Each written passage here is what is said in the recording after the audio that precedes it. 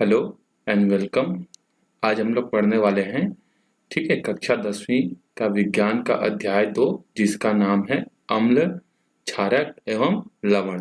ठीक है, जिसको इंग्लिश में क्या बोलते हैं, एसिड, बेस एंड सॉल्ट जो है बोलते हैं। ठीक है, तो अध्याय 1 को हमने छोड़ दिया है। हम लोग अपनी विज्ञान वाले अध्याय की शुरुआत कहाँ से करेंगे, अध्याय 2 से जो है हम लोग करेंगे। ठीक है, देखो, अम्ल, क्षारक एवं लवण, उनकी कुछ विशेषताओं के बारे में आपने पिछली कक्षाओं में पढ़ा होगा।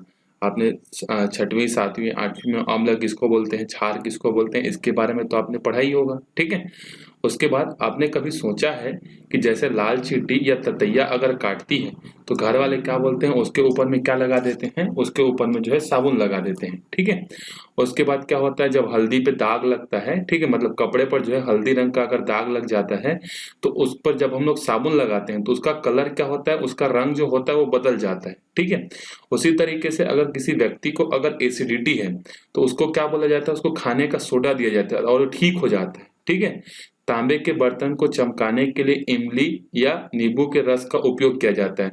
विम बार देखोगे, एक तो विज्ञापन आता है, ठीक है, जो कि कढ़ाई को क्या करता है, साफ करके दिखाता है, तो वो क्या बना होता है, इमली नींबू का जो है मिक्स रहता है। ठीक है, ये सब चीजें जो है हम लोग देखते हैं, तो हम लोग इस अध्याय में इसी के बारे में पढ़ेंगे कि ऐसा क्यों होता है, साबुन क्यों लगाते हैं चींटी काटने से, हल्दी का रंग क्यों बदलता है। ठीक है, कोई व्यक्ति एसिडिटी है तो खाने का सोडा खाने से ठीक क्यों हो जाते हैं, इन सब चीजों के बारे में जो हम लोग पढ़ेंगे। ठीक है, तो पहले ये देखते हैं हम लोग कि अम्ल क्या होता है और क्षार क्या होता है। ठीक है, तो अम्ल वे पदार्थ होते हैं जो स्वाद में क्या होते हैं, खट्टे होते हैं। ठीक है, जैसे नींबू हो गया, संतरा हो गया, ये सब क्या है, अम्ल है।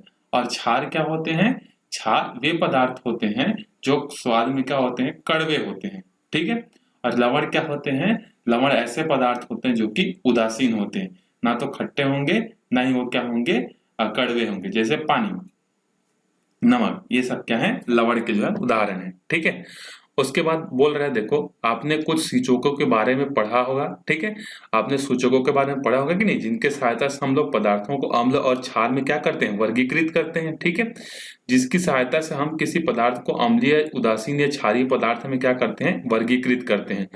उसी तरीके का एक सूचक होता है लिटमस पेपर। ठीक है, लिटमस भी एक ऐसा ही सूचक है जो कि अम्ल एवं क्षार की उपस्थिति में अपना रंग परिवर्तित करता है। ठीक है, तो अगर पूछा जाता है परीक्षा में कि लिटमस पेपर क्या है, तो याद रखना, लिटमस पेपर किसी पदार्थ को अम्ल और क्षार में वर्गीकृत करने का एक सूचक है, जो कि क्या करता है, जब लिटमस पेपर पर किसी पदार्थ को डाला जाता है तो ये अपने रंग में क्या करता है, परिवर्तित जो है कर लेता है। ठीक है, आप यह भी जानते हैं कि अम्ल और क्षारक के बीच में अभिक्रिया से लवण तथा जल बनता है। ठीक है, मतलब यहाँ पर एक चीज याद रखना कि जब भी अम्ल, ठीक है, अम्ल और क्षार आपस में जुड़ेंगे, ठीक है, या इनका अभिक्रिया होगा, तो अम्ल और क्षार के अभिक्रिया से हमेशा क्या बनता है, लवण बनता है, और साथ ही साथ क्या बनता है, पानी जो है बनता है। ठीक है, ये रिएक्शन जो है पक्का, ये अभिक्रिया जो है रटा हुआ होना चाहिए कि अम्ल धन क्षार बराबर क्या बनता है, लवण बनता है और पानी बनता है। ठीक है, अब अगला देखो क्या दिया है, कहाँ कहाँ बिखरे हैं अम्ल और क्षार, मतलब प्राकृतिक रूप से जो है हमको अम्ल और क्षार जो है कहाँ कहाँ पर जो है मिलते हैं। ठीक है, तो जैसा इमली, इमली तो सब खाए होंगे। ठीक है, और जैसे ही हम लोग इमली का नाम लेते हैं मुंह में पानी आ जाता है। ठीक है, तो इमली ने जो है प्राकृतिक रूप से ये हमको मिलता है, और इसमें कौन सा एसिड होता है, मतलब अम्ल होता है, टार्टरिक अम्ल जो है इमली में होता है, ये याद रखना। ठीक है, टार्टरिक अम्ल। उसके बाद सेब के अंदर में क्या होता है, सेब के अंदर होता है मैलिक अम्ल। ठीक है, सिरका के अंदर क्या होता है, एसिटिक अम्ल। टमाटर के अंदर क्या होता है, ऑक्जेलिक अम्ल। चूना में क्या होता है, कैल्शियम हाइड्रोक्साइड। खाने का सोडा क्या होता है, सोडियम हाइड्रोजन कार्बोनेट। प्रति अम्ल होता है मैग्नीशियम हाइड्रोक्साइड, प्रति अम्ल को अंग्रेजी में बोलते हैं एंटासिड्स। कपड़े धोने का सोडा होता है सोडियम कार्बोनेट। ये सब ऐसे पदार्थ हैं जिनमें अम्ल और क्षारक जो है उसके बारे में प्राकृतिक रूप से जो मिलता है उसके बारे में बताया गया है। ठीक है, इन सब के अलावा देखो क्या दिया है, एक और चीज, इन सब के अतिरिक्त कुछ अन्य खनिज पदार्थ या अकार्बनिक अम्ल जैसे कि नाइट्रिक अम्ल हो गया, ठीक है, सल्फ्यूरिक हो गया, हाइड्रोक्लोरिक अम्ल हो गया, उसी प्रकार से अमोनियम हाइड्रोक्साइड हो गया, सोडियम हाइड्रोक्साइड हो गया, पोटेशियम हाइड्रोक्साइड हो गया, ये सब भी जो है क्या होते हैं, मिलते हैं। ठीक है, अब देखो क्षार और क्षारक की तुलना क्या होती है, क्षार किसको बोलते हैं और क्षारक किसको बोलते हैं। देखो सभी क्षारक जल में घुलनशील नहीं होते, जल में घुलनशील क्षारक को क्षार कहते हैं। ठीक है, मतलब क्षारक वे पदार्थ होते हैं जो कड़वे होते हैं, और क्षारक में से वो पदार्थ जो पानी में क्या होते हैं, घुलनशील नहीं होते हैं, उनको हम लोग क्या बोलते हैं, क्षार बोलते हैं। ठीक है, तो क्षार का परिभाषा क्या हुआ, एक नया परिभाषा हमारे पास क्या बना, जो क्षारक होते हैं, क्षारक में से वो पदार्थ जो जल में क्या होते हैं, घुलनशील नहीं होते हैं। ठीक है, जल में उल्टा बता दिया, सॉरी, जल में घुलनशील क्षारक को, ठीक है, वापिस से मैं सुधार देता हूं, ठीक है, उल्टा बोल दिया था पहले। तो क्षार क्या होते हैं, क्षार वे पदार्थ होते हैं जो कि जल में क्या होते हैं, घुलनशील होते हैं। ठीक है, ये आपने छोटे क्लासेस में पढ़ा होगा कि नहीं, कि जब अम्ल पानी के साथ रिएक्शन करता है तो क्या देता है, H+ आयन देता है, और क्षार जो होते हैं वो क्या करते हैं, OH- आयन देते हैं। तो अम्ल की पहचान क्या होती है, ये प्रोटॉन दाता होते हैं और ये इलेक्ट्रॉन दाता होते हैं। ठीक है, तो अम्ल क्या है समझ में आ गया, क्षार क्या है समझ में आ गया। अम्ल का डेफिनेशन हमने स्वाद के बेसिस पर देख लिया, क्षार का भी डेफिनेशन हमने स्वाद के बेसिस पर देख लिया। उसके बाद हमने आयन के रूप में देख लिया कि अम्ल जो होते हैं वो प्रोटॉन दाता होते हैं, मतलब H+ देते हैं, और जो क्या बोलते हैं, क्षार जो होते हैं वो OH- जो है देते हैं। ठीक है, चलो अब इसके बाद हम लोग आगे देखते हैं। ठीक है, अम्ल और क्षारक की पहचान जो है कैसे की जाती है। देखो अम्ल की उपस्थिति में नीला लिटमस लाल, देखो ये याद रखना। ठीक है, अम्ल की पहचान कैसे होती है, लिटमस पेपर की सहायता से अगर पूछा जाएगा तो ये याद रखना, लिटमस, ठीक है, लिटमस पेपर में क्या होगा, देखो जो नीला लिटमस होगा, ठीक है, मतलब अगर लिटमस पेपर पर अगर कोई पदार्थ डाल रहे हो, लिटमस पेपर प्लस पदार्थ, ठीक है, कोई पदार्थ, तो पहला है, अगर लिटमस का कलर पहले नीला रंग का है और नीला के बाद अगर ये लाल हो जाता है किसी पदार्थ को डालने से, इसका मतलब ये बता रहा है कि वो पदार्थ क्या है, अम्ल है। जैसे नींबू के रस को अगर नीला लिटमस पेपर में डालोगे तो उसका कलर बदल कर क्या हो जाएगा, लाल हो जाएगा, तो नींबू क्या हो जाएगा, वो हो जाएगा अम्ल।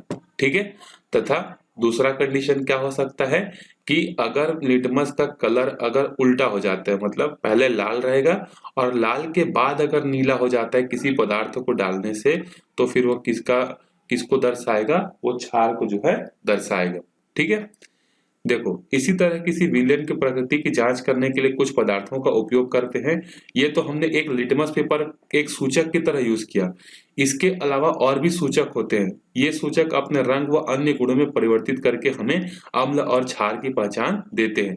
कुछ और प्राकृतिक रूप से हमको पदार्थ मिलते हैं जो कि हमको अम्ल और क्षार को वर्गीकृत करने में मदद करते हैं। ठीक है, जैसे यहाँ पर देखो गुड़हल हो गया, लाल पत्ता गोभी हो गया, हल्दी हो गया, इसका भी उपयोग अम्ल और क्षार के लिए जो है क्या किया जाता है, सूचक के रूप में किया जाता है। ठीक है, इसके अलावा जो है कुछ, ये तो हमारे प्राकृतिक सूचक हो गए, कौन कौन से हो गए, गुड़हल हो गया, लाल पत्ता गोभी के रस हो गया, हल्दी हो गया, ये प्राकृतिक है। लेकिन इसके अलावा रासायनिक सूचक भी है, जैसे मेथिल रेड, मेथिल ऑरेंज, फिनोप्थेलिन, ये हैं। इन सब के वजह से जो है हम लोग क्या कर सकते हैं, पता कर सकते हैं कि क्या क्या जो है अम्ल, कैसे अम्ल और क्षार को जो है हम लोग अलग अलग कर सकते हैं। ठीक है, जैसे एक क्रियाकलाप दिया, देखते हैं। कांच की 3 स्लाइड लीजिए, देखो हमने 3 स्लाइड लिया, 1, 2 और 3। ठीक है, पहली स्लाइड पर ड्रॉपर की सहायता से 3 अलग अलग स्थानों पर एक एक बूंद फिनाप्थिलीन की डालो। देखो ये पहला है, ये दूसरा है, ये तीसरा है।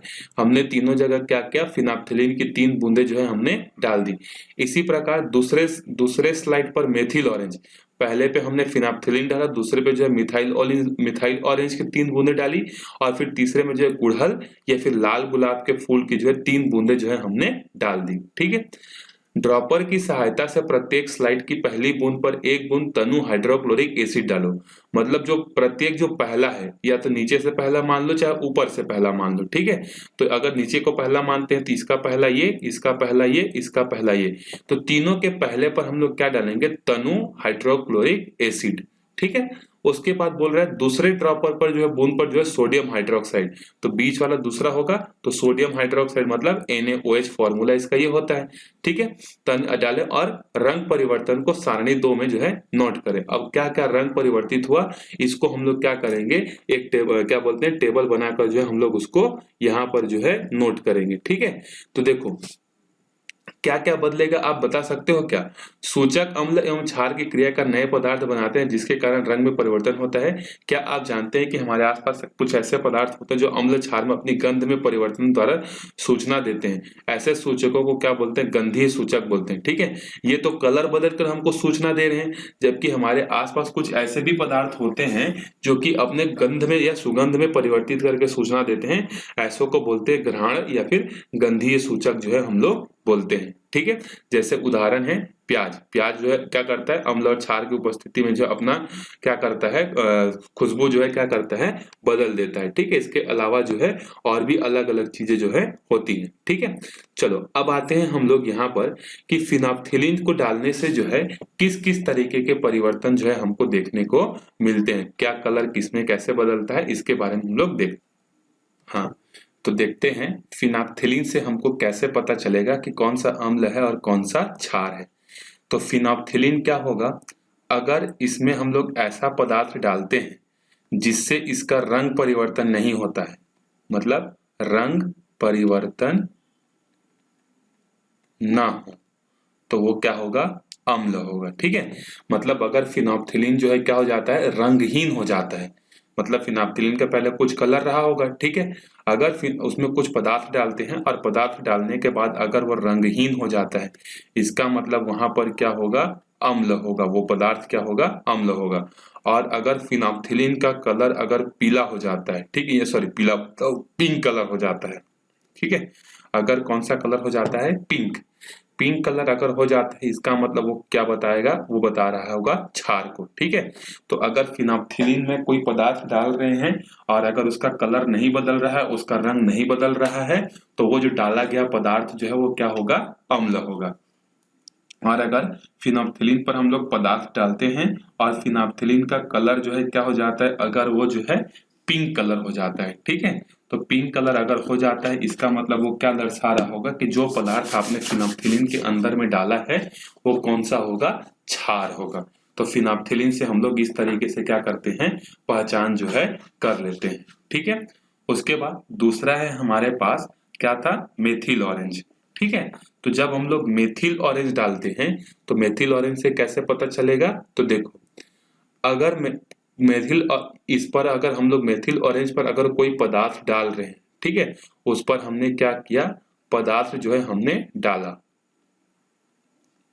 ठीक है, तो अगर इसका कलर अगर रेड हो जा रहा है, मतलब लाल कलर अगर हो जा रहा है, इसका मतलब क्या है, वो अम्ल है। ठीक है, फिनोल्फ्थालीन में कलर नहीं बदलेगा तब अम्ल है, जबकि मेथिल ऑरेंज में अगर लाल रंग हो जाता है तो वो अम्ल है। ठीक है, और अगर पदार्थ के डालने से अगर पीला कलर हो रहा है, पीला कलर हो रहा होगा मतलब मेथिल ऑरेंज, इसका मतलब वो क्या दिखा रहा है, क्षार को जो है वो दिखाएगा। ठीक है, उसके बाद लाल गुलाब के फूल में जो है लाल ही रहेगा तो अम्ल है, अगर कलर बदल जाता है तो वो क्या है, क्षार हो जाएगा। ठीक है, तो इस तरीके से आप इसको जो है प्रैक्टिकल भी करके जो है देख सकते हो। ठीक है, और गंधीय सूचक क्या होते हैं, जो अपने गंध में परिवर्तित करके जो है क्या करते हैं, हमको जो है बता देते हैं कि ये अम्ल है कि ये क्षार है। ठीक है, आगे बढ़ते हैं हम लोग अम्ल और क्षारक के रासायनिक गुणधर्म, मतलब chemical properties of acid and base, उनके रासायनिक गुण जो है क्या क्या होते हैं। तो सबसे पहला गुण यहाँ है, देखो अम्ल तथा क्षार धातुओं के साथ जो है क्रिया कर कर क्या बनाते हैं। तो देखो सबसे पहला ये है कि जब भी अम्ल और धातु आपस में क्रिया करेंगे तो क्या बनेगा, यहाँ पर एक तो लवण बनेगा और दूसरा क्या बनेगा, हाइड्रोजन गैस जो है बाहर निकलेगी। ये हमेशा याद रखना, चाहे अम्ल जो है क्या करेगा, जब भी धातु के साथ क्रिया करेगा तो पहले तो लवण बनाएगा और लवण बनाने के बाद हाइड्रोजन गैस जो है बाहर निकलेगा। जैसे यहाँ पर उदाहरण दिया है हाइड्रोक्लोरिक एसिड। ठीक है, हाइड्रोक्लोरिक एसिड का फॉर्मूला क्या होता है, HCl। HCl जब क्या करेगा, जिंक के साथ क्रिया करेगा तो ये बनाएगा ZnCl+। टू। अब ये ZnCl2 कैसे बनता है आपने पढ़ा होगा, ठीक है, कक्षा 9वीं में जो आपने पढ़ा होगा कि किसी भी रासायनिक पदार्थ का नाम जो है कैसे लिखते हैं, ZnCl2 बनेगा और यहाँ से हाइड्रोजन गैस जो है वो होगी, ठीक है। अब इस रासायनिक अभिक्रिया को हमको संतुलित करना पड़ेगा, तो देखो एक Zn है, यहाँ भी एक Zn है, यहाँ कितना क्लोरीन है, 2 क्लोरीन, लेकिन यहाँ कितना क्लोरीन है, 1, तो यहाँ तो 2 यूज नहीं कर सकते क्योंकि Cl2 नहीं होगा, ठीक है, तो यहाँ पर 2 यूज करना पड़ेगा, तो 2 यहाँ लगा दिए तो 2 हाइड्रोजन भी हो गया, 2 क्लोरीन भी हो गया, तो 2 क्लोरीन यहाँ, 2 हाइड्रोजन यहाँ, और ये हाइड्रोजन गैस यहाँ से बाहर निकल जाएगी, ठीक है। तो क्वेश्चन ऐसा देता है कि अगर हम लोग किसी अम्ल की क्रिया धातु के साथ कराते हैं तो हमको उत्पाद क्या क्या मिलेगा, ठीक है, दे देगा, हाइड्रोजन गैस होगा, क्लोरीन गैस होगा, नाइट्रोजन गैस होगा, क्या होगा करके, ठीक है। तो याद रखना कौन सा गैस निकलेगा, हाइड्रोजन गैस जो है वो निकलेगा। यहाँ पर एक क्रियाकलाप भी दिया है, आप इसको करके देख सकते हो। एक परख नली लेना, उसमें दानेदार जिंक को डाल देना, और उसके बाद उसमें हाइड्रोक्लोरिक क्या करना, उसमें सोडियम हाइड्रोक्साइड डालना। सोडियम हाइड्रोक्साइड मतलब क्षार, ठीक है। जब क्षार डालोगे उसके बाद क्या होगा, अब यहाँ पर जो है वहां से भी गैस जो है क्या होगी, बाहर निकलेगी, और वो जो गैस होगी वो कौन सी होगी, हाइड्रोजन गैस होगी, ठीक है। हाइड्रोजन गैस क्या होगी, हाइड्रोजन गैस जब हम लोग यहाँ पर निकलेगी, अगर हम लोग को टेस्ट करना है कि इस परख नली पे जब हमने दानेदार जिंक डाला और जब हमने तनु हाइड्रोक्साइड का विलयन डाला तो यहाँ से जो गैस निकली ये गैस कौन सी है, तो हम लोग यहाँ पर देखते हैं कि ये जो माचिस जो है पहले जल रहा था वो क्या होता है और तेजी से जो है क्या होने लगता है, जलने लगता है, ठीक है। तो हम लोग समझ जाएंगे कि यहाँ पर कौन सा है, हाइड्रोजन जो है, ठीक है, क्योंकि हाइड्रोजन गैस स्वयं जलता है, ठीक है। चलो, और ऑक्सीजन जलने में सहायक होता है, ठीक है। अब आगे देखो, जैसे यहाँ पर एक उदाहरण है सोडियम हाइड्रोक्साइड का, जब जिंक के साथ हमने पुनः क्रिया कराया तो हमको क्या मिल गया, सोडियम जिंकेट मिल गया और हाइड्रोजन गैस मिल गया। चाहे अम्ल हो चाहे क्षार हो, वो क्या करेंगे, धातु के साथ क्रिया करके हमेशा हाइड्रोजन गैस मुक्त करती है, ये याद रखना, ठीक है। यह पहला रासायनिक गुण है। दूसरा है अम्ल धातु कार्बोनेट एवं धातु हाइड्रोजन कार्बोनेट के साथ कैसे क्रिया करते हैं, ठीक है। तो दूसरा गुण लिख लेना, अगर कॉपी बना रहे हो तो दूसरी प्रॉपर्टी में लिखना कि जब धातु जो है क्या, जब धातु क्या बोलते हैं, अम्ल या क्षार जो है अगर क्या करते हैं, धातु कार्बोनेट के साथ या हाइड्रोजन कार्बोनेट के साथ जब क्रिया करते हैं तो लवण बनता है, कार्बन डाइऑक्साइड बनता है और जल बनता है, ठीक है। तो ये वाला रिएक्शन वहां पर पहले लिखना अपने कॉपी में कि धातु कार्बोनेट या फिर धातु हाइड्रोजन कार्बोनेट धन अम्ल बराबर क्या बनेगा, लवण बनेगा, कार्बन डाइऑक्साइड बनेगा और जल बनेगा। जैसे धातु कार्बोनेट कौन सा है, तो सोडियम कार्बोनेट, देखो Na2CO3 ये सोडियम कार्बोनेट है, प्लस जब हमने 2 HCl के साथ रिएक्शन कराया तो हमको क्या दे दिया, लवण, NaCl क्या है, लवण, फिर पानी और कार्बन डाइऑक्साइड गैस यहाँ से बाहर निकलेगी, ठीक है। उसके बाद धातु हाइड्रोजन कार्बोनेट मतलब sodium hydrogen carbonate plus HCl करने से क्या मिलेगा हमको, NaCl, फिर से लवण मिलेगा, फिर से पानी मिलेगा, फिर से कार्बन डाइऑक्साइड जो है हमको मिलेगा, ठीक है। तो यहाँ पर परिणाम क्या हुआ, सभी धातु कार्बोनेट और हाइड्रोजन कार्बोनेट अम्ल के साथ क्रिया करके संतत रूप से लवण, कार्बन डाइऑक्साइड और जल जो है बनाते हैं। इसको इस उदाहरण से आप कॉपी में लिख लेना, यहाँ पर उदाहरण करके इस रिएक्शन को लिख लेना, ठीक है। चलो अब तीसरा देखते हैं, अम्ल और क्षार क्रियाकलाप जितने भी दिया है ना उसको पढ़ लेना, नहीं तो आपको क्या किया जाएगा, अभ्यास जो कराया जाएगा, प्रैक्टिकल कराया जाएगा। शुरुआत में ही हमने देख लिया था कि जब अम्ल और क्षार क्रिया करते हैं तो क्या बनता है, लवण और पानी बनता है, और इस अभिक्रिया को क्या बोलते हैं, उदासीनीकरण कहते हैं, ठीक है।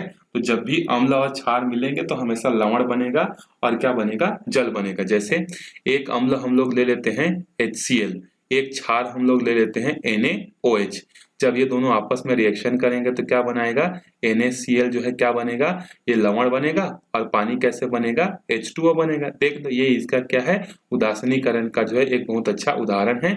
ये क्या है, स्ट्रॉन्ग एसिड है, बहुत ताकतवर एसिड है, ये बहुत ताकतवर क्षार है, दोनों रिएक्शन किए, लवण बनाए और पानी जो है यहाँ पर दिए, ठीक है। ये एग्जाम्पल दिया है, इस परख नली वाले एग्जाम्पल को जो है देख लेना, मैंने आपको समझा दिया है, ठीक है। चलो उसके बाद अगला गुण देखते हैं, तीसरा था कि चौथा था, ये हमारा तीसरा था, ठीक है। चौथा गुण है देखो, क्या अम्ल और क्षार विद्युत का संचालन करते हैं या विद्युत का चालन करते हैं? इसमें विद्युत जो है जा सकता है कि नहीं जा सकता, ठीक है। तो देखो इसमें क्या है, आप इस अभिक्रिया को देख लेना। हमारे पास क्या है, एक बर्तन है, इस बर्तन के अंदर में जो है देखो क्या दिया है, 100 ml का एक बीकर लेकर उसमें 50 ml तनु हाइड्रोक्लोरिक अम्ल डालो और एक रबर कार्क पर 2 अल्पिन लगाकर बीकर में डाल दो। ये देखो दो हमने क्या किया, बीकर में अंदर में जो है हमने क्या किया, 2 पिन लगाकर जो है हमने डाल दिया। उसके बाद अल्पिनो को 9 वोल्ट की बैटरी पर जोड़ दो। यहाँ पर बैटरी है हमारे पास, ये देखो, तो 9 वोल्ट की जो बैटरी आती है उससे जोड़ देना है, ठीक है। फिर टॉर्च के एक बल्ब को स्विच को तार को माध्यम से जोड़ देते हैं, ठीक है, 9 वोल्ट की बैटरी। फिर टॉर्च का जो एक है, ठीक है, ये जो टॉर्च का ये जो बल्ब है उसका एक किनारा एक पिन से जोड़ेंगे और बैटरी का दूसरा किनारा दूसरे पिन से जो है जोड़ेंगे, ठीक है। अब बल्ब जलेगा कि नहीं जलेगा तो आप देख लेना, तो बल्ब जो है क्या होगा, बिल्कुल जलेगा, ठीक है। तो क्या होता है, बल्ब जो है यहाँ पर जलने लगता है, देखो प्रवाहित करने पर बल्ब जलने लगता है। इससे यह निष्कर्ष निकलता है कि आयनिक पदार्थ विलयन में जो होते हैं उसमें चार्जेस जो होते हैं, आवेश जो होते हैं वो बह सकते हैं, क्योंकि हमने क्या डाला है, HCl। HCl को जब टूटेगा तो जब कैसे टूटेगा, ये H प्लस और Cl माइनस, मतलब ऋण आयन और धन आयन में टूटेगा। और जब भी ऋण आयन या धन आयन क्या होंगे, बहेंगे चलेंगे, तो उसके कारण से क्या बनेगा, उसमें जो है विद्युत धारा प्रवाहित होने लगेगी। तो विद्युत धारा जो है उसी में प्रवाहित हो सकती है जिसमें क्या होता है, आयन बनते हैं, जिनके टूटने से आयन बनने के चांसेस होते हैं, उन्हीं में जो है ये प्रवाहित हो सकती है। जैसे NaOH, इसमें भी जो है प्रवाहित हो सकती है, क्योंकि जब इसमें विद्युत धारा प्रवाहित करेंगे तो Na प्लस बन जाएगा और OH माइनस बन जाएगा, ठीक है। तो जब आयन बनते हैं तभी क्या होंगे, वहां पर जो विद्युत धारा प्रवाहित हो सकती है, ठीक है। और इसी क्रिया को हम लोग क्या करते हैं, जब विद्युत चालकता कोई अम्ल या क्षार प्रदर्शित करता है ना, तो अम्ल क्षार को हम लोग बोलते हैं उनका आयनीकरण हो रहा है करके, ठीक है। तो देखो आयनीकरण क्या है, यहाँ पर डेफिनेशन भी दिया है। अम्ल एवं क्षारों के जलीय विलयन के व्यवहार को समझने का प्रयास समय समय पर कई वैज्ञानिकों ने किया, जैसे अहेरनियस, ठीक है। अहेरनियस ने 1884 में जो है अपने अवलोकन के अनुसार पर कहा कि अम्ल और क्षारों में कुछ विशिष्ट गुण होते हैं। उनमें से अम्ल एक ऐसा अणु जो कि जलीय विलयन में धनावेशित आयन देते हैं। तो मैंने शुरुआत में बताया था कि अम्ल ऐसे पदार्थ होते हैं जो कि जल में डालने से क्या देते हैं, हाइड्रोजन आयन देते हैं, मतलब H प्लस, और ऋण आवेशित आयन क्या होते हैं, वियोजित होते हैं। उसी प्रकार जलीय विलयन में ऋण आवेशित हाइड्रोक्साइड आयन जो है क्या होते हैं, धनावेशित आयन में वियोजित होते हैं। मतलब अम्ल जो होता है वो H प्लस अलग करता है और क्षार जो होता है वो OH माइनस जो है अलग करता है। उसी की बात यहाँ पर की जा रही है, ठीक है। जैसे H2SO4, H2SO4 क्या है, एक अम्ल है, सल्फ्यूरिक अम्ल। सल्फ्यूरिक अम्ल को जब पानी में डालोगे या जलीय विलयन में डालोगे तो H प्लस देगा और SO4 माइनस देगा। वहीं पर जब कैल्शियम हाइड्रोक्साइड को डालोगे तो ये क्या देगा, कैल्शियम देगा और OH माइनस जो है देगा, ठीक है। उसके बाद देखो आयनीकरण जो होता है मुख्यतः पदार्थ की विलयन की सांद्रता और उसके आयनों में वियोजित होने की क्षमता पर जो है निर्भर करता है। क्वेश्चन अगर पूछ देता है परीक्षा में कि आयनीकरण किन किन बातों पर जो है निर्भर करता है, तो याद रखना विलयन में कितनी सांद्रता है पदार्थ की और उसके आयन की जो है वियोजन होने की क्षमता पर जो है निर्भर करता है, ठीक है। अब देखो यहाँ पर जो है अहिर्नियस के बारे में बता दिया है, थोड़ा सा हम लोग भी पढ़ लेते हैं कि वे स्वीडन के वैज्ञानिक थे। उन्होंने जलीय विलयनों में आयनिक पदार्थ की विद्युत चालकता को समझाया, ठीक है। मतलब आयनिक पदार्थ जो होते हैं जैसे HCl, NaOH जो आयन में टूटते हैं उनमें जो है विद्युत धारा कैसे प्रवाहित होती है उसके बारे में जो है उन्होंने समझाया था। उन्होंने सुझाव दिया कि आयनिक पदार्थ जलीय विलयन में अपने अव्ययी आयनों में विभक्त हो जाते हैं। इन्होंने क्या बताया कि जो आयनिक पदार्थ होते हैं जैसे उनको जलीय विलयन में डाला जाता है तो एक प्लस और एक माइनस में क्या होते हैं, टूट जाते हैं। और यही आयन क्या करते हैं, विद्युत का जो है संचालन करते हैं। आप कक्षा 12वीं में जाओगे तो वहां पर बैटरी कैसे काम करता है उसके बारे में पढ़ोगे, तो वहां पर भी वही होता है कि जैसे आयनिक पदार्थ होते हैं, चाहे H2SO4 हो चाहे HCl हो, ठीक है, इनको जब भी जलीय विलयन में डाला जाता है तो एक प्लस बन जाता है और दूसरा क्या हो जाता है, माइनस हो जाता है। और यही प्लस और यही माइनस क्या करते हैं, विद्युत धारा को प्रवाहित करने में जो है मदद करते हैं, ठीक है। उसके बाद देखो अम्ल के गुण और क्षार के गुण H प्लस आयन देते हैं और OH माइनस देते हैं, अम्ल और क्षार क्रमशः। और उसके बाद इनको 1903 में जो है नोबेल पुरस्कार से जो है सम्मानित किया गया था, ठीक है। चलो अब उसके बाद देखो क्या दिया है, क्या सभी यौगिक जिनमें हाइड्रोजन है वे अम्ल होते हैं? क्या ये बात सही है कि जितने भी हाइड्रोजन होंगे जो है वो यौगिक जो होंगे वो अम्ल होंगे? तो ऐसा जरूरी नहीं है। जैसे कि देखो NaOH, इसमें H है लेकिन ये अम्ल नहीं है, ये क्या है, क्षार है। तो ऐसा आवश्यक नहीं है कि किसी यौगिक में अगर हाइड्रोजन है तो वो हमेशा अम्ल ही होगा। ठीक है, यहाँ पर दिया देखो, अतः यह आवश्यक नहीं है कि ऐसे यौगिक जिसमें रासायनिक सूत्र में हाइड्रोजन होता है वे अम्ल ही होते हैं। अगर उदाहरण पूछेगा तो लिख लेना कि जैसे कि उदाहरण NaOH, NaOH यौगिक में हाइड्रोजन है लेकिन फिर भी ये यौगिक जो है क्या है, अम्ल न होने के बजाय क्षार है। तो ऐसा कोई रूल नहीं है, ऐसा कोई नियम नहीं है कि अगर किसी यौगिक में अगर H है, हाइड्रोजन है, तो वो अम्ल ही होगा। ठीक है, उसके बाद अगला दिया है देखो, क्या अम्ल केवल जलीय विलयन में ही आयन उत्पन्न करते हैं? तो इसके लिए एक क्रियाकलाप दिया है, आप इस क्रियाकलाप को देख सकते हो। ठीक है, अब उसके बाद हम लोग सीधा देखते हैं इसका परिणाम क्या होता है। ठीक है, उपरोक्त अवलोकन से पता चलता है कि HCl केवल पानी की उपस्थिति में ही अम्लीय व्यवहार प्रदर्शित करता है, क्योंकि पानी के संपर्क में ही अपने हाइड्रोजन आयंस को क्या करता है, अलग करता है। कुछ ऐसे यौगिक होते हैं जो कि पानी के संपर्क में आकर हाइड्रोक्साइड आयन देते हैं, ये कहलाते हैं क्षार कहलाते हैं। ठीक है, समझ में आ गया? मतलब ये जो है क्या करेंगे, हमेशा जलीय विलयन में ही क्या करेंगे, आयन जो है देंगे। इसका कहने का मतलब ये देखो। उसके बाद एक और अच्छा चीज बताया है, कोई भी अम्ल या क्षार कितना प्रबल या कितना दुर्बल है वो उसके आयनन की मात्रा पर जो है निर्भर करता है। ठीक है, अब देखो अम्ल और क्षार ये तो हमको पता चल गया। अब इसमें फिर से इनका वर्गीकरण किया जाए तो कुछ अम्ल ऐसे होते हैं जो कि बहुत प्रबल होते हैं और कुछ ऐसे होते हैं जो कि दुर्बल होते हैं।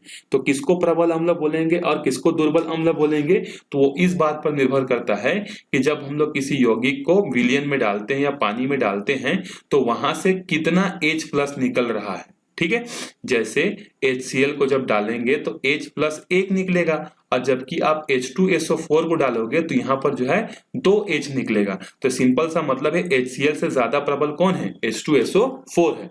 तो जितना ज्यादा आयन निकलेगा उतना ही ज्यादा क्या होगा, उसका प्रबल अम्ल या प्रबल क्षार होने के जो है चांसेस जो है होते हैं। ठीक है, उसी में आगे दिया है देखो, प्रबल अम्ल तथा क्षार के अणु पूर्णतः आयनित होते हैं जबकि दुर्बल अम्ल और दुर्बल क्षार के अणु हंसिक रूप से होते हैं। ठीक है, अब सिंपल सा है, प्रबल अम्ल जो हो गया, प्रबल क्षार जो होगा उसके आयन पूरी तरीके से अलग हो जाएंगे, दुर्बल जो होंगे वो कम होंगे, इसलिए तो उनको दुर्बल और उसको क्या बोला गया है, प्रबल बोला गया है। ठीक है, चलो प्रश्न दिया है उसको आप देख लेना। ठीक है, अब देखो अम्ल व क्षार के विलयन कितने प्रबल होते हैं। ठीक है, अब हमको पता करना है कि कौन सा अम्ल कितना ज्यादा जो है क्या है, प्रबल अम्ल है और कितना दुर्बल वो अम्ल है। उसी तरीके से कोई क्षार कितना प्रबल क्षार है या कितना दुर्बल क्षार है, इसके बारे में हम लोग पता करना चाहते हैं।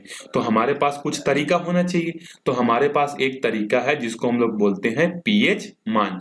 तो pH मान क्या होता है, pH मान किसी अम्ल की प्रबलता या दुर्बलता के बारे में जो है जानने का एक तरीका होता है। ठीक है, इसमें एक स्केल होता है जो कि 14 बराबर भागों में बटा रहता है। ठीक है, और उसमें अलग अलग कलर जो है होते हैं। ठीक है, और नंबर भी लिखे होते हैं, 1 2 3 4 5 6 करके ऐसे 14 तक जो है नंबर लिखे होते हैं। तो देख लेते हैं इसी के बारे में।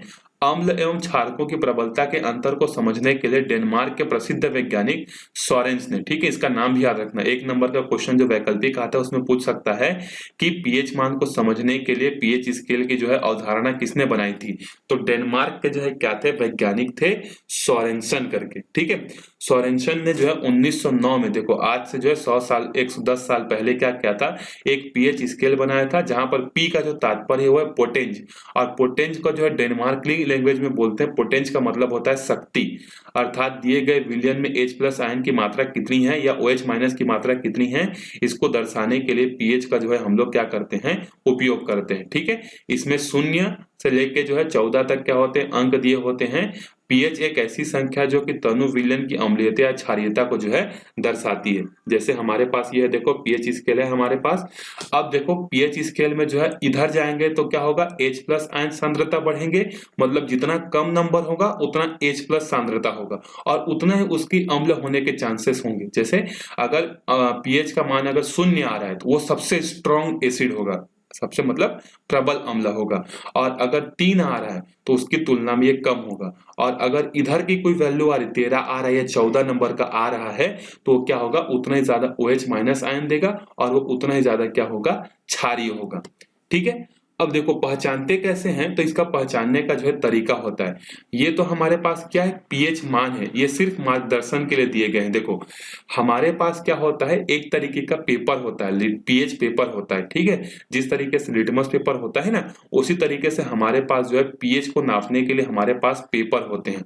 तो हम लोग पहले क्या करते हैं, एक पेपर लेते हैं। देखो मैंने तरीका बता देता हूं कि कैसे हम लोग पीएच निकालते हैं। हम लोग इस स्केल को पानी में नहीं डालते हैं, ये मत सोच लेना कि ये जो स्केल है इसको हम लोग किसी विलियन में डालेंगे और उसके बाद उसमें कलर चेंज होगा, जादू होगा, फिर इस कलर का आएगा तो हम लोग बोलेंगे ऐसा है, इस कलर का आएगा तो बोलेंगे हम लोग ऐसा है। ऐसा नहीं है, इस स्केल को हम लोग ऐसे ही रखे रहते हैं। हम लोग जो है दूसरे पेपर यूज करते हैं। जैसे हमने एक पेपर यूज किया, ठीक है, इस पेपर को जो है हमने क्या किया, एक विलियन के अंदर में डाल दिया। तो इस पेपर का कलर पहले कुछ रहा होगा, पेपर को जब हमने क्या किया, इसके अंदर में डाला, जो लिक्विड है उसके अंदर में, जो जली विलेन है उसके अंदर में डाला, फिर इसमें डालने से इस पेपर का जो है रंग क्या हो जाएगा, परिवर्तित हो जाएगा। रंग क्या होगा, परिवर्तन हो जाएगा। फिर इस पेपर को हम लोग उठा कर लेके जाएंगे और जो पेपर में जो कलर बदला है उस कलर के बदलाव को इसमें से मिलाकर देखेंगे कि वो जो कलर का जो बदलाव है इन सब बॉक्सेस में से किस बॉक्स के साथ मैच कर रहा है। मान लो पेपर और जलीय विलयन को मिलाया हमने, तो जो नया कलर मिला मान लो वो इस नंबर के बॉक्स से जो है क्या हो रहा है, मैच हो रहा है, तो हम लोग बोलेंगे कि ये अम्ल है। और मान लो अगर इधर के बॉक्स में मैच होता तो हम लोग क्या बोलते हैं, उसको क्षार है। और अगर इस बॉक्स से मैच हो रहा है तो हम लोग बोलेंगे प्रबल अम्ल है, इधर के होगा तो हम लोग क्या बोलेंगे, दुर्बल अम्ल है। और साथ जो होता है वो क्या होता है, उदासीन होता है। समझ में आ गया? तो देखो यहाँ पर कुछ समझ में आया कि नहीं, कैसे पहचानते हैं। इस पेपर को जो पीएच वाला मान का जो स्केल है इसको पानी में नहीं डालते, हम लोग अलग से पेपर लेते हैं, उस पेपर को विलियनों में डालते हैं, उस पेपर का कलर बदलता है, फिर उस कलर को लाकर इनके पास मैच कराते हैं। जैसे ये पेपर है ना, तो पेपर को ऐसे घुमाएंगे कि किसके साथ ये अच्छे से मैच हो रहा है, किसके साथ जुड़ रहा है, जिसके साथ भी जुड़ेगा उस हिसाब से डिसाइड हो जाएगा कि वो अम्ल है कि क्षार है। ठीक है, तो देखो लिटमस पेपर में हम लोग लेंगे तो क्या क्या बदलेगा। देखो जैसे नींबू का रस लेंगे तो नींबू का रस जो होता है वो क्या करेगा, वो तो नीले कलर को लाल में बदल देगा। मतलब ये यहाँ पर जो है पीएच स्केल में उसका मान क्या आएगा, 7 से कम आएगा। ठीक है, दूध का जो है 7 से ज्यादा, दूध का जो है 7 के आसपास आएगा, टमाटर का 7 का नीचे आएगा, खाने का सोडा 7 के ऊपर आएगा क्योंकि क्षार है, ये अम्ल है, ये क्षार है, ये तो उदासीन है, इसका 7 आएगा। अम्ल का जल में घोल, ये भी क्या होगा, क्षार होगा। कॉपर सल्फेट भी क्षार होगा। विरंजक चूर्ण एसिड होगा। अमोनिया एसिटेट एसिड होगा। नमक जो होगा वो क्या होगा, एसिड, मतलब NaCl, मतलब क्या होगा, इसको आप करके देखना कि NaCl जो है कहां पर आएगा। ठीक है, नमक जो होता है वो ना तो अम्लीय होता है ना ही वो क्षारीय होता है। ठीक है, चलो अब उसके बाद देखो यहाँ पर जो है कैसे जो है हम लोग इसको नापते हैं। तो देखो अगर 0 पे आया तो H प्लस कितना होगा, 10 की घात 0। OH कितना होगा, 10 की घात -14।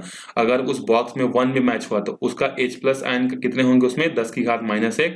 क्षार कितने होंगे, 10 की घात -1। अगर उसी तरीके से जो 10वें नंबर के ब्लॉक से कोई मैच किया तो उसके अम्ल होने के चांसेस बहुत कम होंगे और क्षार होने के चांसेस ज्यादा हो जाएंगे। तो इसी चीज को जो है यहाँ पर दिया हुआ है कि सारणी में जो है कैसे हम लोग मान को जो है रखते हैं। ठीक है, चलो तो 7 से कम होगा तो अम्ल होगा और 7 से ज्यादा होगा तो समझ जाना वो क्या होगा, क्षार होगा। ठीक है, अब देखते हैं हमारे दैनिक जीवन में जो है पीएच का जो है क्या महत्व है। ठीक है, हमारे दैनिक जीवन में जो है पीएच का बहुत ज्यादा महत्व है। जैसे कि कुछ उदाहरण से हम लोग समझते हैं कि हमारे लिए कैसे महत्वपूर्ण, जैसे पाचन की प्रक्रिया और पीएच।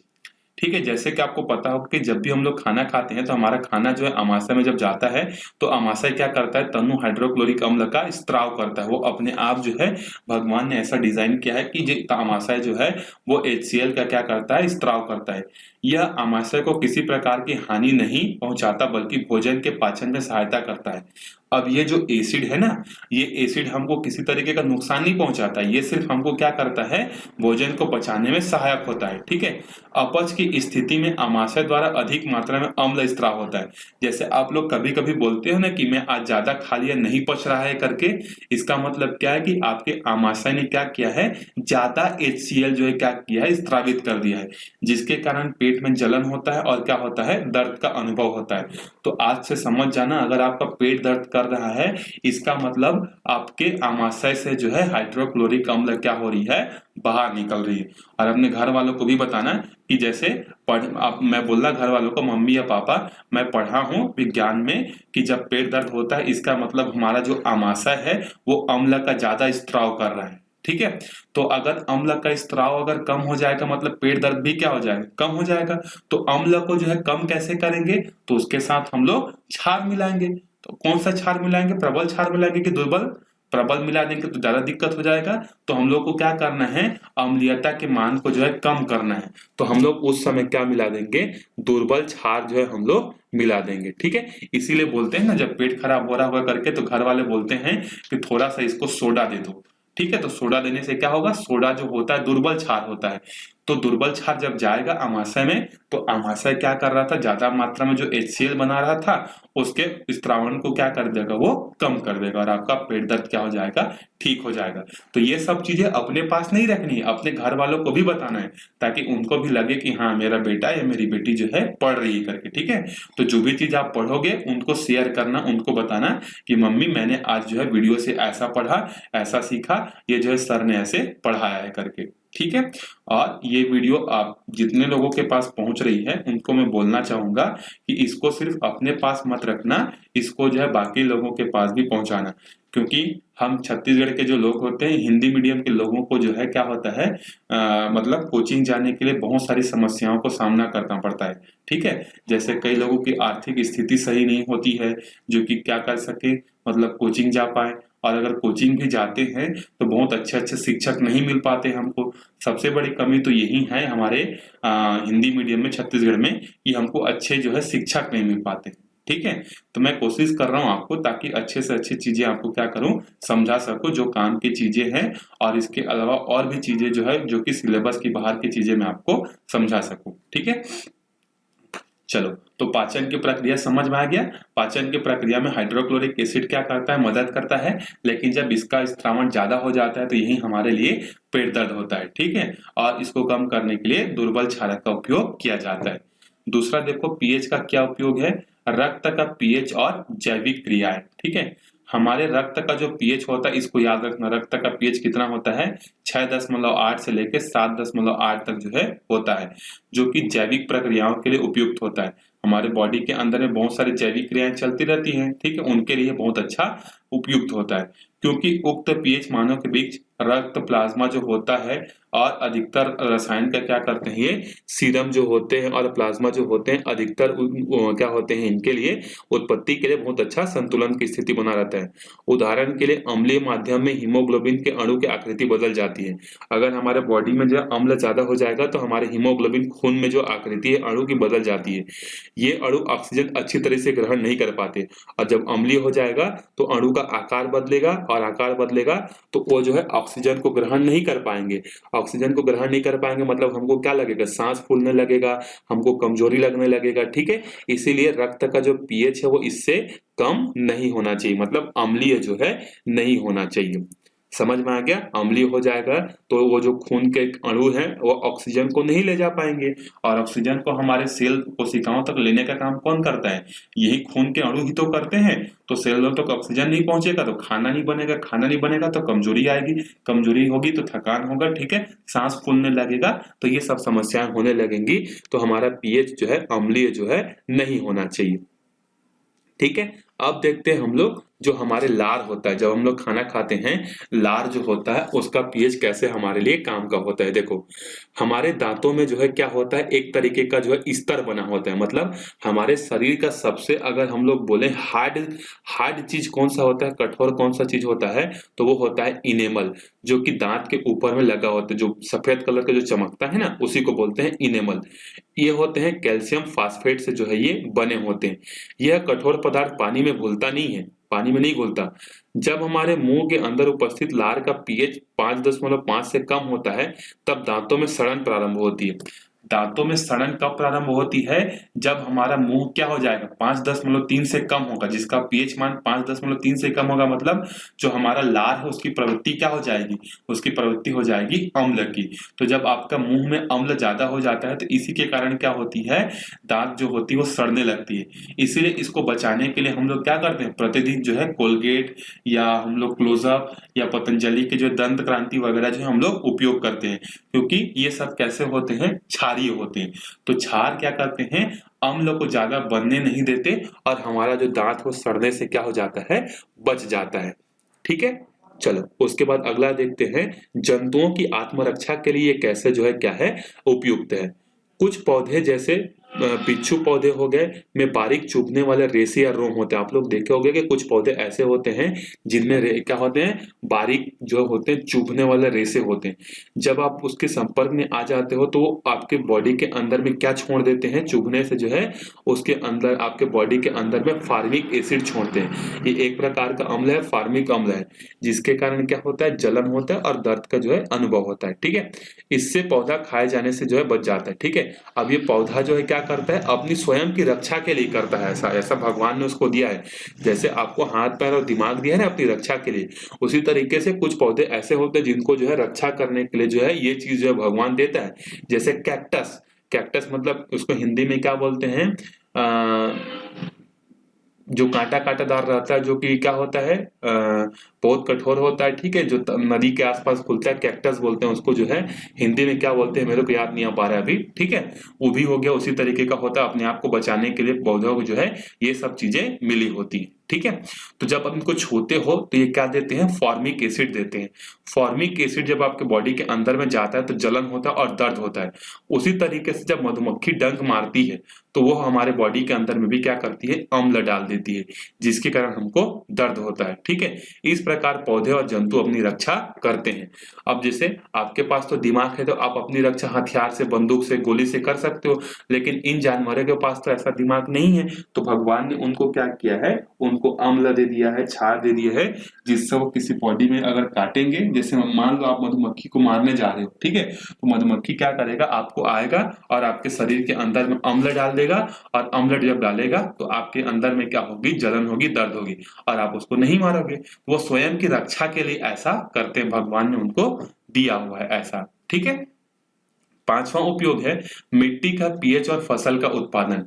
अब आप लोग अगर गांव में रहते होंगे तो आपको पता होगा कि जो है किसी भी प्रकार की अगर आपको खेती करनी है तो उसके लिए मिट्टी का जो पीएच है या मिट्टी का जो प्रकार है बहुत ज्यादा क्या हो जाता है, इंपॉर्टेंट हो जाता है। ठीक है, बहुत ज्यादा इंपॉर्टेंट होता है, क्योंकि हर प्रकार की फसल जो है हर तरह की मिट्टी में जो है नहीं उगा सकते। ठीक है, तो उसी से समझते हैं हम लोग। देखो, जैसे धान के उत्पादन के लिए उपयुक्त तो मिट्टी वह होती है जिसका पीएच जो होता है वो 5 से जो है 8 होता है। ठीक है, अगर आपको खेती करनी है अच्छे से तो आपके जमीन का जो पीएच का जो मान है वो कितना होना चाहिए, पीएच का मान 5 से 8 के बीच में होना चाहिए। समझ में आ गया? अगर इस बीच में है तो क्या होगा, अच्छा वहां पर खेती होगी। ठीक है, अगर मिट्टी का पीएच का स्तर इससे कम या ज्यादा होगा तो फसल का उत्पादन क्या हो जाएगा, प्रभावित हो जाएगा। और इसी के लिए किसान क्या करते हैं, खेत में जो है क्या करते हैं, खाद या चूना या राख भी जो है डालते हैं। आप किसान कॉल सेंटर में लगाओ और अपनी जमीन का परीक्षण कराओ, आपको पता चल जाएगा कि आपके जमीन में अम्ल ज्यादा है कि क्षार ज्यादा है। तो उसी हिसाब से आप उस पर क्या करोगे, उर्वरक डालोगे या चूना डालोगे या फिर राख जो है आप उसमें डालोगे।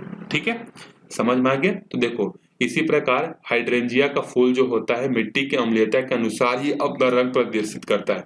एक प्रकार का फूल होता है हाइड्रेंजिया करके। ठीक है, जब मिट्टी अम्लीय होती है ना तो ये नीला रंग का हो जाता है, और जब मिट्टी क्षारीय होती है तो इसका रंग क्या हो जाता है, गुलाबी जो है हो जाता है। ठीक है, समझ में आ गया? तो पीएच का जो है हमारे लिए कितना इंपॉर्टेंट है, समझ में आया? चलो अब आगे देखते हैं हम लोग अगला टॉपिक, जिसका नाम है लवण। तो लवण क्या होता है, जब अम्ल और क्षार आपस में क्रिया करते हैं तो उनके क्रिया के फलस्वरूप जो बनता है उसको बोलते हैं लवण बोलते हैं, जिसको अंग्रेजी में सॉल्ट बोलते हैं, नमक। ठीक है, हम जानते हैं कि जलीय माध्यम में अम्ल तथा क्षार क्रमशः, ये तो पहले ही पढ़ चुके हैं कि H+ देते हैं और OH- उत्पन्न करते हैं। जब अम्ल और क्षार आपस में क्रिया करते हैं तभी H+ आयन और OH- आयन मिलकर क्या करते हैं, जल के अणु बनाते हैं। ये तो हमने देखा था। उदाहरण के लिए क्या था, HCl और NaOH। इसके रिएक्शन के कारण क्या बना था, NaCl बना था और H2O बना था। ठीक है, तो एक तो सॉल्ट बनता है, इसी को हम लोग बोलते हैं सॉल्ट बनते हैं। लवण ऐसे आयनिक यौगिक होते हैं जिनमें एक भाग धनावेशित होता है तथा दूसरा भाग ऋणावेशित होता है। अब जब मैं सॉल्ट बोलूंगा या लवण बोलूंगा तो खाने का नमक ही मत समझ जाना, ठीक है, क्योंकि जनरली हम लोग सॉल्ट का मतलब नमक समझते हैं। ठीक है, नमक है, लेकिन इसके अलावा भी सॉल्ट होते हैं, जैसे MgCl2, KCl, NaOH, ये सब क्या है, सॉल्ट्स हैं। ठीक है, Na2SO4, ये सब क्या है, सॉल्ट है। तो लवण किसको बोलते हैं, ऐसे पदार्थों को या ऐसे यौगिकों को जो है लवण बोलते हैं जिसमें एक भाग धन आयन होता है और दूसरा भाग क्या होता है, ऋण आयन होता है। जैसे HCl, इसमें H प्लस है, Cl माइनस है, इसमें A प्लस है, OH माइनस है। ठीक है, तो ये यौगिक जिनमें दो भाग होते हैं, एक भाग धनावेशित होता है, दूसरा भाग ऋणावेशित होता है, ऐसे यौगिकों को हम लोग क्या बोलते हैं, लवण बोलते हैं। तो यहाँ से लवण का परिभाषा आपको कॉपी में लिख लेना है कि लवण ऐसे आयनिक यौगिक है जिसमें एक भाग धनावेशित होता है, दूसरा भाग ऋणावेशित होता है। उदाहरण KCl, MgCl2, CaCl2, ये सब उदाहरण जो है आप लिख सकते हो। ठीक है, तथा इनमें एक और गुण होता है कि जितने धनावेश होंगे उतने ही क्या होंगे, ऋणावेश होंगे, तभी तो यौगिक क्या बनेगा, उदासीन बनेगा। कोई भी यौगिक जो होता है वो आयनों के बेसिस पर जो है क्या होता है, उदासीन होता है। ठीक है, विद्युत रूप से क्या होता है, ये उदासीन होता है, उदासीन होता है। ठीक है, लवण बनाने के कई तरीके हैं जिसमें से मुख्य है अम्ल और क्षार का उदासीनीकरण अभिक्रिया। अम्ल और क्षार को मिला दो, लवण बन जाएगा। तो लवण बनाने का एक सबसे आसान तरीका यही है। जैसे यहाँ पर आपको देखो बहुत सारे दिए, जैसे नाइट्रिक एसिड है, नाइट्रिक एसिड एक अम्ल है और पोटेशियम हाइड्रोक्साइड क्या है, क्षार है। तो यहाँ पर क्या बनेगा, KNO3, ये एक लवण है क्योंकि K कौन सा आयन रख रहा है, प्लस, और NO3 कौन सा रख रहा है, माइनस। तो ये एक लवण है और पानी देगा। तो ऐसे बहुत सारे उदाहरण जो है देखे हैं यहाँ पर। ठीक है, उपरोक्त तो उदाहरणों में से हम देखते हैं कि लवण का धनात्मक भाग क्षारक से आता है। देखो लवण का जो धनात्मक भाग है, मतलब जैसे इस के में धनात्मक कौन है, एक KNO3 में धनात्मक कौन है, K, और K कहां से आया, क्षार से आया, और OH माइनस कहां से आया, अम्ल से आया। ठीक है, जिसे क्षारीय मूलक कहते हैं। समझ में आ गया। तो किसी भी उदासीन का धनात्मक भाग जो होता है वो क्षार से आता है, इसीलिए इसको क्षारीय मूलक कहते हैं। और ऋण भाग जो होता है वो अम्ल से आता है, जिसे अम्लीय मूलक जो है कहते हैं। ये उदाहरण याद रखना। ठीक है, मतलब क्षारीय मूलक क्या होते हैं, किसी भी लवण का धनात्मक भाग क्षार से आता है तो उसी को बोलते हैं क्षारीय मूलक, और ऋण वाला भाग जो है अम्ल से आता है, इसीलिए उसको बोलते हैं अम्लीय मूलक। उसके बाद यहाँ एक प्रश्न पूछा है, देखो कि क्या सभी लवण उदासीन होते हैं। तो देखो एक क्रियाकलाप 9 में हमने देखा, नमक, अमोनियम एसिटेट, खाने का सोडा, कॉपर सल्फेट आदि लवणों का पीएच मान ज्ञात किया, जिससे किस किस का पीएच जो है 7 होता है। देखो अम्ल और क्षार के मध्य उदासीनीकरण अभिक्रिया से लवण बनता है। ठीक है, तो सोचिए ऐसे लवणों के पीएच मान अलग अलग क्यों आए। तो यहाँ पर देखो पीएच मान जो होते हैं वो अलग अलग आ सकते हैं। ठीक है, मतलब हर लवण उदासीन हो ऐसा जरूरी नहीं है।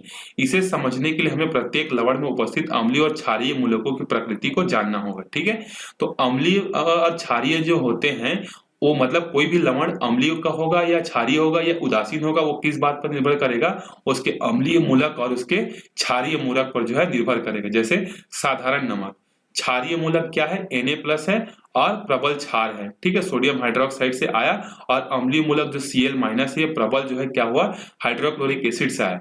इस प्रकार प्रबल अम्ल तथा प्रबल क्षार से बनने लवण के विलयन की प्रकृति क्या होती है, उदासीन होती है। मतलब नमक क्या होता है, NaCl जो होता है, मैंने ऊपर में शायद आपको क्षार बता दिया था, क्या सुधार लेना, नमक जो होता है वो उदासीन होता है। तो कोई भी लवण उदासीन होगा वो कैसे पता चलेगा, कि अगर प्रबल अम्ल से माइनस आयन आ रहा है और प्रबल क्षार से अगर प्लस आयन आ रहा है, तब क्या होगा, वो विलयन जो होगा वो उदासीन होगा। समझ में आ गया। मतलब अगर अम्लीय क्षारक और अम्लीय मूलक और क्षारीय मूलक अगर प्रबल है तो उसके कारण जो बनेगा वो क्या होगा, उदासीन होगा। ठीक है, तो इसी चीज को यहाँ पर यह देखो, दुर्बल अम्ल प्रबल क्षार से बने लवण की प्रकृति क्या होगी, क्षारीय होगी।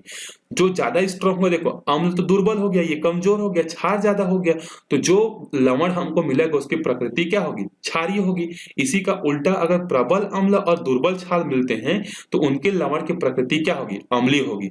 और जब दुर्बल अम्ल और दुर्बल क्षार मिलेंगे तो उसकी प्रकृति क्या होगी, उदासीन होगी। ठीक है, मतलब दुर्बल अगर मिल रहे हैं तो उदासीन होगा, प्रबल प्रबल भी मिल रहे हैं तब भी उदासीन होगा, ठीक है। लेकिन अगर प्रबल अम्ल है और दुर्बल क्षार है तो उसकी प्रकृति अम्लीय होगी, और अगर दुर्बल अम्ल है और प्रबल क्षार है तो उसकी प्रकृति क्षारीय होगी। एक चीज याद रखना, चाहे दुर्बल अम्ल हो चाहे दुर्बल क्षार हो, उससे हमेशा उदासीन बनेगा। प्रबल अम्ल प्रबल क्षार से हमेशा उदासीन बनेगा, प्रबल अम्ल से अम्लीय बनेगा, और प्रबल क्षार से जो है क्षारीय प्रकृति का जो है लवण जो है बनेंगे, ठीक है। चलो इसके बाद देखते हैं आखिरी टॉपिक हम लोग इस अध्याय का, जिसका नाम है अम्ल वर्षा, ठीक है। अम्ल वर्षा हमारे लिए क्या बहुत ज्यादा खतरनाक है, और इसी अम्ल वर्षा के कारण क्या हो रहा है, जो ताजमहल है, ताजमहल का संगमरमर से बना है, उसका रंग जो है क्या हो रहा है, धीरे धीरे जो है पीले कलर में जो है बदल रहा है। उसका कारण क्या है, अम्ल वर्षा ही उसका कारण है। देखो सामान्यतः वर्षा के जल का जो पीएच मान होता है मतलब 7 होता है, मतलब वर्षा जल अगर पूछेगा अम्ल होता है कि क्षार होता है तो उसका आंसर है उदासीन होता है। लेकिन वायुमंडल में उपस्थित जो गैसें होती हैं उसके साथ मिल जाती हैं और उसका पीएच मान क्या हो जाता है, कम हो जाता है। जब वर्षा के जल का पीएच मान 5.6 से कम हो जाता है तो उसे अम्ल वर्षा कहते हैं, ठीक है। तो जब वर्षा का पानी का जो है अम्ल का मान जो है 5.8 से अगर या 5.6 से कम हो गया तो ऐसे वर्षा को बोलते हैं अम्ल वर्षा बोलते हैं। अम्ल वर्षा का मुख्य कारण ईंधन से जलने के उत्पन्न कार्बन डाइऑक्साइड होते हैं, सल्फर डाइऑक्साइड होते हैं, नाइट्रोजन के ऑक्साइड जो है होते हैं। साथ ही वनस्पतियों के सड़ने एवं ज्वालामुखी के फटने से उत्पन्न गैसें भी इनके लिए क्या होती हैं, एक कारण होती हैं। ये गैसें जल में घुलकर क्या बना लेती हैं, कार्बोनिक अम्ल, सल्फ्यूरिक अम्ल, नाइट्रिक एसिड जो है बनाती है। तो अम्ल वर्षा के लिए कारक कौन कौन से हैं, गाड़ियों से, कारों से, बसों से निकलने वाले जो होते हैं carbon dioxide, sulphur dioxide, nitrogen dioxide, और ज्वालामुखी से फटकर निकलने वाली गैसेस, वनस्पतियों के सड़ने से निकलने वाली गैसेस जो होती हैं वो अम्ल वर्षा के लिए क्या होती हैं, उत्तरदायी होती हैं। अब ये क्या करती हैं, गैसों ये जो निकलने वाली गैसेस होती हैं वायुमंडलीय गैसों के साथ मिलकर जो ये सब चीजें बना लेती हैं। जैसे CO2 पानी के साथ मिलकर क्या बना लिया, कार्बोनिक अम्ल बना लिया, सल्फर ट्राइऑक्साइड बना लिया, H2SO4 बना लिया, नाइट्रिक एसिड बना लिया, ठीक है, ये सब बना लेते हैं। यह जल पृथ्वी की सतह पर पहुंचकर वनस्पतियों के रंग पीले पड़ जाते हैं, प्राणियों को त्वचा का कैंसर हो जाता है, इमारतों को ताजमहल का कलर जो है क्या हो जाता है, परिवर्तित हो जाता है। तो ये अम्ल वर्षा हमारे लिए क्या है, खतरनाक है, ठीक है। और डे बाय डे कार के यूजेस के कारण, बाइक्स के यूजेस के कारण जो है इन गैसों का जो रिसाव है वो बढ़ते ही जा रहा है, और उसके कारण से क्या हो रहा है, अम्ल वर्षा में जो है तेजी हो रही है, ठीक है। समझ में आ गया। तो ये हो गया हमारा अध्याय 2 जिसके बारे में हमने पूरा पढ़ लिया, ठीक है। अब हम लोग क्या करेंगे, इसके जो प्रश्न उत्तर हैं इसको हम लोग अगले वीडियो में जो है हम लोग देखेंगे, या फिर आप लोग इसके पढ़कर आंसर आसानी से जो है इसके दे सकते हो, ठीक है। तो कोशिश कर मैं अगले अध्याय में जो है या अगले वीडियो में जो है इसके अभ्यास प्रश्नों को जो है समेट दूं, ताकि आप लोग के लिए क्या हो जाए, आसानी हो जाए, ठीक है। तो पीएच का मान याद रखना, पीएच हमारे लिए कब कितना से कितना होने पर क्या फर्क पड़ता है। जैसे खून का जो पीएच मान होता है 6.8 से 7.8 के बीच में होता है, उससे कम हो गया तो ऑक्सीजन की कमी हो जाएगी। जो जमीन जो होती है, जमीनों के लिए खेती करने के लिए पीएच मान कितना उपयुक्त होता है, तो हमने देखा था खेती करने के लिए 5 से जो है 8 के बीच उपयुक्त होता है, ठीक है। जंतुओं के लिए कैसे होता है ये सब देखना, लार का पीएच मान 5.5 से कम होने से क्या होता है, रक्त का क्या होता है, पाचन क्रिया से क्या होता है। तो ये सब जो है पीएच मान जो है अच्छे से आपको क्या करना है, याद रखना है, ताकि आप लोगों को परीक्षा में जब मिले तो आप उसका आसानी से उत्तर दे सको, ठीक है। समझ में आ गया। चलो कोई समस्या तो नहीं होगी, अगर होगी तो कमेंट करके बताना, मैं आपको उसका उत्तर जो है दे दूंगा। और इस वीडियो को जो है ज्यादा से ज्यादा लोगों तक पहुंचाओ, ताकि उन लोग भी क्या कर सके, इसका फायदा जो है उठा सके, ठीक है। और जो 12वीं वाले होंगे उनको भी बता देना कि वीडियो जो है 12वीं वालों के लिए भी आएगा, फिजिक्स और मैथ्स के लिए, ठीक है। केमिस्ट्री जो है मेरे को नहीं, मतलब केमिस्ट्री मेरा स्पेशलाइज सब्जेक्ट नहीं है, तो केमिस्ट्री के जो है वीडियोज जो है नहीं आएंगे, लेकिन फिजिक्स और मैथ्स के जो है आएंगे, ठीक है। उनको भी बता देना। मिलते हैं अगले वीडियो में, तब तक के लिए बाय बाय।